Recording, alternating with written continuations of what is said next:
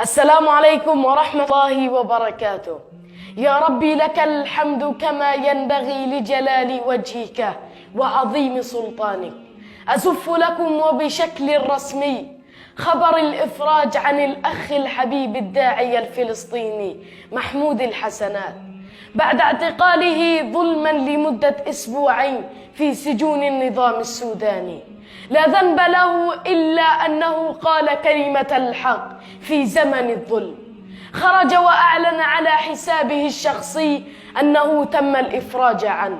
حمدا لله على سلامتك يا حبيبنا الغالي، وسلام لك من غزة العزة التي ولدت فيها، ومن كل حر في الأمة كان معك ودعا الله لك بالفرج. فرحتنا والله كبيرة وخوفنا عليك أكبر، لذلك أنصحك بالسفر عاجلا إلى دولة حرة تمتلك قرارها ولا تخضع لحكم الطغاة والظالمين حتى تكمل مسيرتك ونضالك دون ملاحقة. حفظك الله يا شيخ محمود وجعل سجنك في ميزان حسناتك، ونسأل الله الفرج القريب لكل العلماء والدعاء في سجون الطغاة.